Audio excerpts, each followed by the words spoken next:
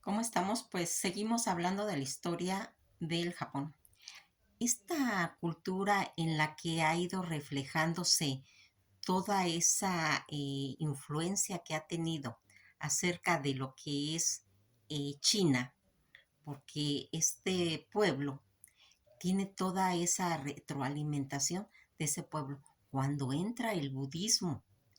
al Japón,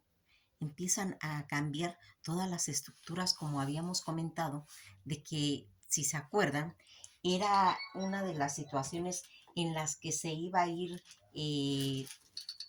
desapareciendo poco a poco sus conceptos de esa adoración que tenían hacia los espíritus, que va a retomarse más adelante. Toda esta situación en la que en este momento vamos a ir marcando y que va a quedar como un antecedente de que Japón se tiene que abrir al occidente. Toda esa situación en la que se estaba mencionando todo este periodo Edo, en el que se va a ver interrumpido de todos esos 3 siglos en los que se había formado todo ese inconsciente colectivo, esa esencia del alma japonesa en todos esos 3 siglos que estuvo encerrado y en la que se va a ensalzar toda la grandeza de esa cultura. Cuando van a empezar a circunnavegar todos estos pueblos que vienen de Europa y que van a empezar a surcar todos los mares cercanos al Japón y que se va a consumar cuando va a llegar el Comodoro Perry. Todas estas avanzadas que se habían tenido ya venían suscitándose situaciones en las que Rusia ya venía en busca de la caza de todo este comercio de la caza marina y de las pieles de foca. Rusia viene avanzando ya para las tierras de Japón. Y aquí vamos a ir viendo cómo se van a ir metiendo a toda esa península Kanchanka, en la que vamos a irnos dando cuenta que ya están muy cerca del Japón. Toda esta situación en la que en ese momento también va a empezarse a desarrollar todo un proyecto que viene de Estados Unidos. Ese proyecto de expansión en la que van a tomar la decisión ellos de convertirse en una gran potencia y que se dan cuenta que tienen que salir a los mares, agarrar las costas que están ahí y van a empezar por las del Pacífico, en la que todo ese destino histórico, cuando vamos a ir viendo cómo se va a ir haciendo la importancia de toda esta población en cuestión de todo ese destino histórico que se va a empezar a formar. Aquí todavía no existía el canal de Panamá. Apenas estaban tratando de elaborar vías de comunicación, pero ya estaba el tren. El tren que les va a dar esa forma de comunicarse y que va a ir haciendo toda esa apertura a través del Pacífico, y que Japón en ese momento ellos van a mantener un comercio con los holandeses, porque recordarán que cuando se cierra el Japón, sacan a los holandeses y a los de Portugal, pero hacen un puerto para que haya comercio, y ellos mantienen un comercio con el pueblo holandés. Toda esta situación que se va a ir dando a través de esta, como habíamos quedado, de que había un puerto de madera, recordarán que al pisar la madera todos esos pueblos europeos no estaban pisando el pueblo japonés. Ahí es donde se va a hacer toda esa forma de la construcción que tienen a través de los holandeses con el comercio. Y aquí van a estar cerca todo esto de Nagasaki. Toda esta situación en la que están ellos por medio de los holandeses se van a enterar de que Inglaterra metió opio a China y que va a haber una guerra de China, eh, pues porque no están de acuerdo de que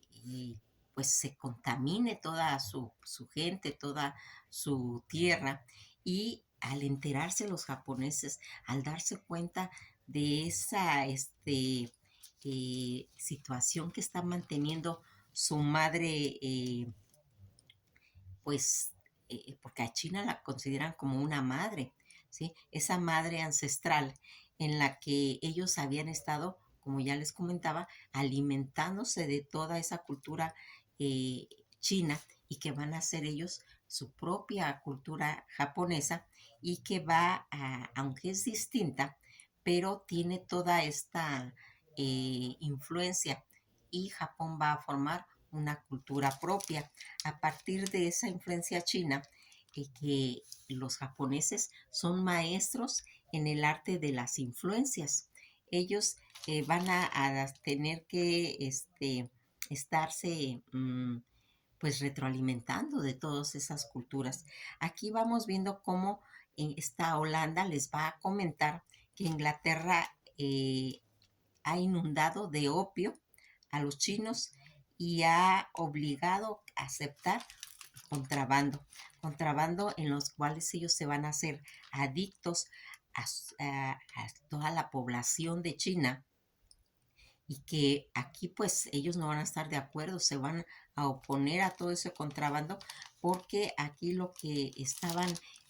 más delicado era todo ese colonialismo, un colonialismo que va a estar marcado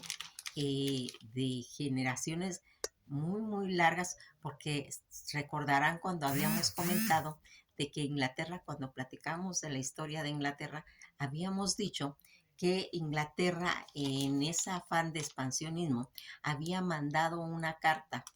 a Jorge III diciéndole, le manda a decir que quiere comercio con China, que quiere tener pues esa forma de comerciar y que se expanda hasta China, pero el emperador le manda a decir que no quiere nada, que ellos están completos de todo, que inclusive ni siquiera les interesa conocerlos porque no los entenderían. Y entonces ya desde esas épocas que estábamos hablando de toda esa expansión de Inglaterra, ya desde esa época querían hacer ese comercio con China, pero China no lo permite. Inclusive van a ir haciendo formas de que tengan una situación en la que van a ir comprendiendo Japón todo ese problema del colonialismo, qué significa en realidad, porque aquí, aunque China tiene un mercado increíble, eh, tiene que tener ya la visión del problema en el que se están haciendo, y que va a tener esa, pues, comentarios de los holandeses donde dice que se metió el opio que va a ir haciendo una forma en la que va a dañar tanto el cuerpo, porque viene de los opiáceos. Ocasiona la liberación de las endorfinas, las neurotransmisores del cerebro que van a provocar bienestar, que quitan el hambre, que quitan el frío, que quitan toda esa situación, pero que se hacen totalmente adictos rápidamente a toda esa. Las endorfinas amortiguan toda esa percepción de que tiene el cuerpo al dolor y aumentan los sentimientos de placer, lo que va a ir creando pues sensaciones temporales pero poderosas de bienestar, que más adelante el cuerpo va a tener que, si no se le surte, si no se le da, hagan de cuenta que queda como que fuera un feto, un niño que nace, pero que requiere de incubadora y que no se le da. Entonces muere. Pues así va a pasarle al cuerpo cuando esta situación va a hacer esa adicción tan fuerte en el pueblo chino. Toda esta situación que va a ir marcando, fíjense que esta droga es una de las más peligrosas del mundo, ¿sí? porque conocida como la heroína de los pobres o droga de caníbal, crocodil es una de las drogas más peligrosas del mundo, se menciona, ¿sí? Fíjense en este cocodril comparado en la actualidad, pues imagínense en esas épocas meter el opio que va a hacer que tenga una sensación cuando se fuma el opio, a los principales efectos deseados del opio son toda esa situación relajante, intensa sensación de un bienestar y de estar gratificados. Tienen ausencia de hambre, de dolor, esa sensación de soñar despierto aumenta la capacidad de imaginar y percibir con mayor distancia crítica con respecto a las cosas tanto internas como externas y también hay una contracción de pupilas. Fíjense en todo esto, qué tan malo es el opio que puede causar efectos secundarios como somnolencia, niebla mental, náuseas, estreñimiento y también pueden causar respiración lenta, lo que les puede conducir a la muerte si hacen una sobredosis. Pues eso le estaba pasando a China y Japón, al darse cuenta de la gravedad en la que está su madre China, se hacen pues más desconfiados. Ya de por sí ellos no estaban de acuerdo con todo estos mm, que le llamaban ellos bárbaros, porque ya desde anteriormente ellos habían comprendido cuando se cerró Japón de la gravedad que traía toda esta penetración de los pueblos europeos. Cuando se dan cuenta de toda esta guerra de opio que está habiendo en China, ellos se ponen pues muy a la expectativa de ver toda esta situación que está haciendo. Aquí vamos a ir viendo cómo este contrabando de opio que se hacen adictos rápidamente y que va a poner pues a todo ese situación de querer ese concepto del colonialismo, porque aquí vamos a ir viendo que esto es demasiado peligroso para el pueblo chino. Aquí cuando van a empezarse a dar cuenta de toda esta gravedad de los opacios, de estas endorfinas que van a afectar tanto a un pueblo, van a tener que empezar a tener pues una desconfianza porque recordarán que toda esta opio se sembraba en la India y que es el que se va a meter a la China. Todo este opio que va a formar situaciones realmente delicadas y que China va a declararle la guerra a Inglaterra, pero pues realmente pues pierde China e Inglaterra va pues a percibir ganancias de toda esa pérdida en la que va a obligarlos a abrirse,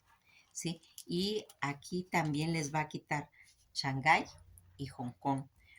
Toda esta situación donde los japoneses se enteran, donde ponían ellos letreros, donde decían que se prohibía la entrada a perros y a chinos, en la propia China van viendo qué es lo que está pasando y dicen, eso nos puede pasar a nosotros. Y aquí es cuando los japoneses van a decir todos esos conceptos de bárbaro que como ya habíamos visto, ya desde Grecia a toda la gente que no estaba eh, según ellos civilizados, les decían bárbaros. Pues aquí los japoneses les van a decir bárbaros, pero a los de Inglaterra. Y que aquí van a hacer pues todos esas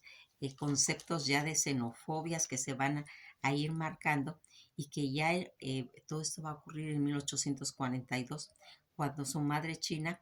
va a pasar a todo ese asedio. Aquí ya vamos viendo cómo los rusos vienen acercándose buscando todas esas pieles y por otro lado vienen los europeos a abrir el comercio, un comercio en los que van a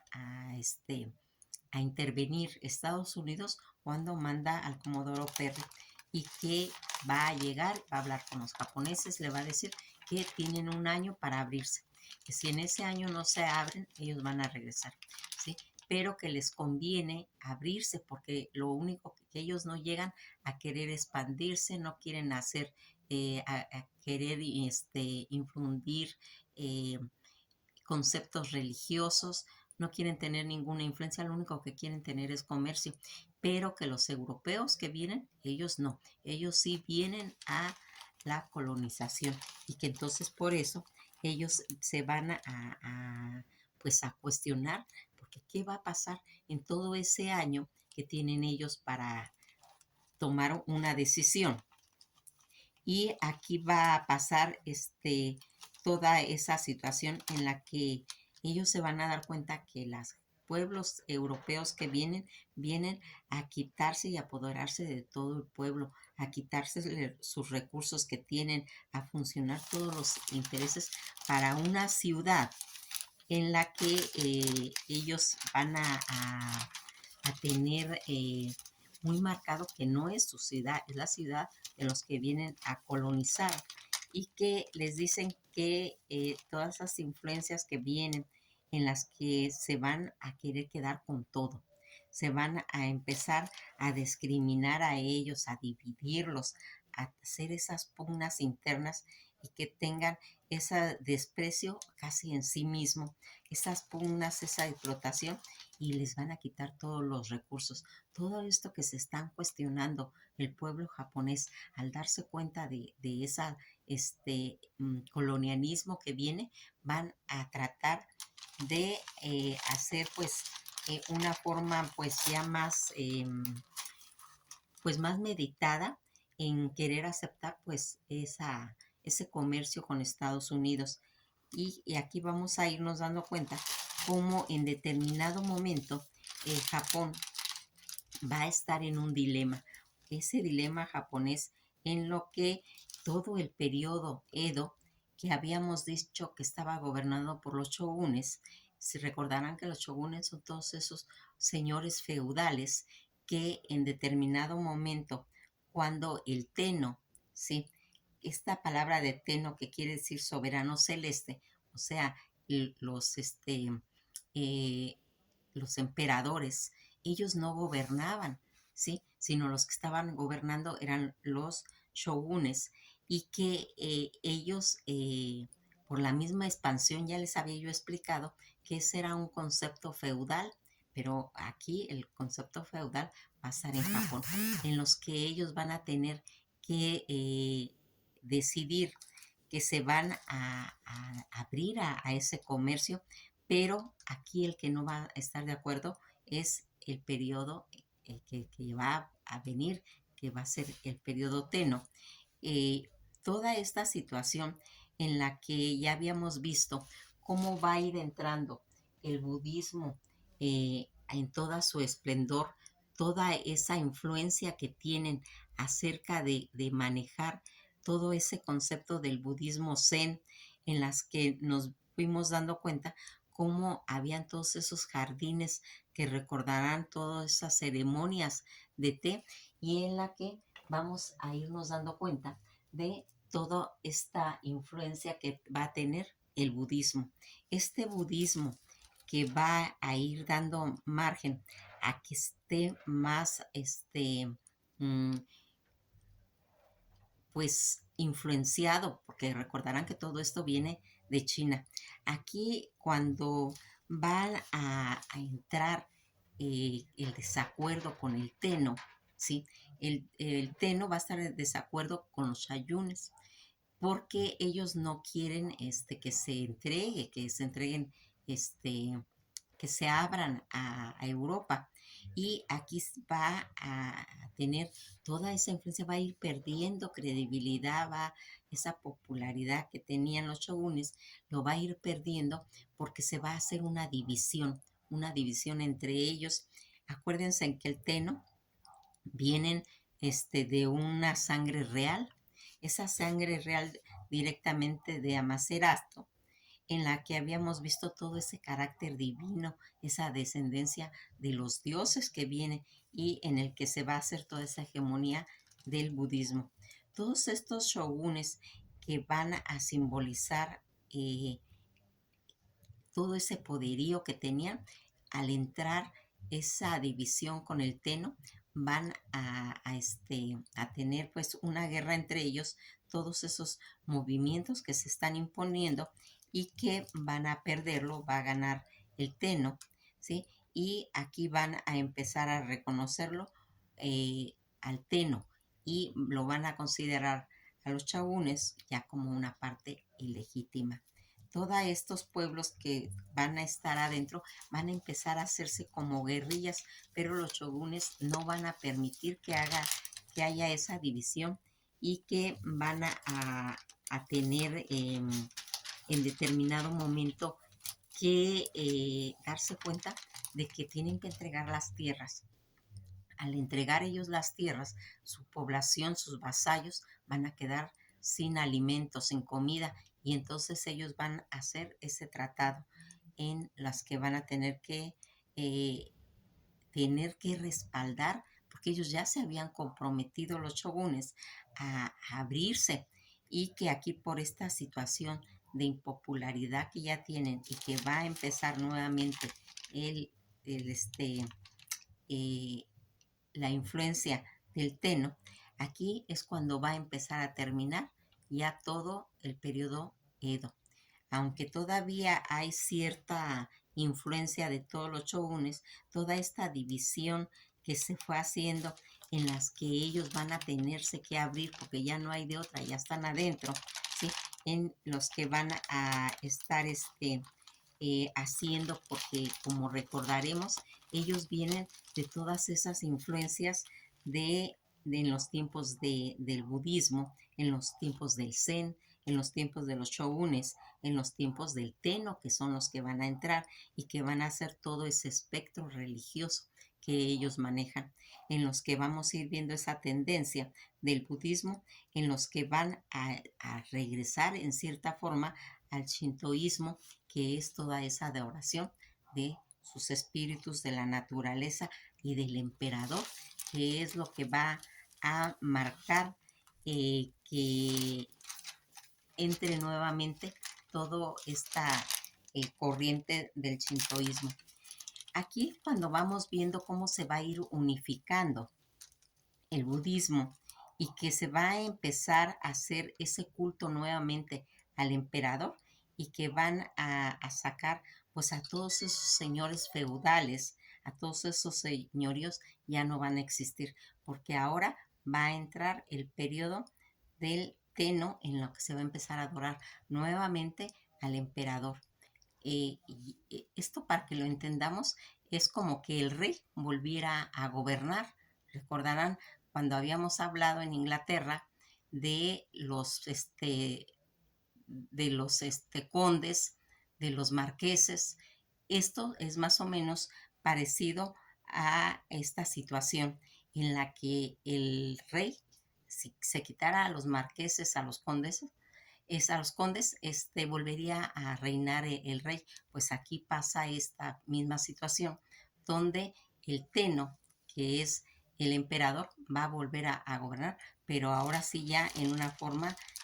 ya clara, y se va a empezar a transformar toda esta situación en la que nosotros vamos a ir viendo cómo se va a ir desarrollando, porque fíjense que como ellos son tantísimos, en esa época ya se acostumbraba a tener todas esas transformaciones y todas esas deportaciones, porque había un problema de gente y que en aquella época le llamaban migraciones, en los que van a mandar grandes territorios de su población, lo van a mandar a Brasil y a Perú. Toda esta situación, todo este exilio que se va caracterizando y que va a llegar inclusive hasta el Valle del Cauca, buscando pues esa tierra pues prometida que ellos andaban buscando. Toda esta política de población en la que se va a ir haciendo todo este problema histórico que ellos van a ir formando y tomando la decisión en la que se va a unificar Japón alrededor del emperador. Cuando toda esta situación va a empezar a mandar verdaderamente, ese emperador se va a unificar en pleno y se va a acabar todo ese feudalismo japonés en los que se va a ir formando todo un país, pues se va a ir creando la política, se va a ir haciendo todo ese espejo de modernismo, porque es muy importante de que Europa no los vea como un país que no están civilizados, como un país que no están modernizados. Y acuérdense que van a quitar Hong Kong y va a dilatar toda esa situación más de 99 años. Dicen que ya hasta 1990 es cuando lo vuelven a devolver, y aquí vamos viendo cómo esta situación en la que ya va a tener esa, esa repercusión a nivel de la política. Recordaremos que eso había pasado en Rusia cuando estaba Pedro el Grande, en que si ellos no le demostraban a Europa de que era un pueblo que tenía una modernidad, recordarán cuando se quemó toda esa ropa, cuando salieron grandes caravanas de hombres a ir a aprender todos los conocimientos de modernidad de Europa para llevarlos a Rusia, porque si no también los iban a invadir, donde se quitaron esos grandes abrigos, donde se quitaron esas barbas, ¿sí? Y el que la quería tener tenía que pagar un impuesto. Pues esta situación va a pasar en Japón. Ellos se van a dar cuenta de que si no hacen esa política de espejo, donde ellos proyecten ese modernismo, van a ser invadidos. Nos quedamos hasta aquí y esto ha sido todo por hoy. Nos veremos en el próximo video.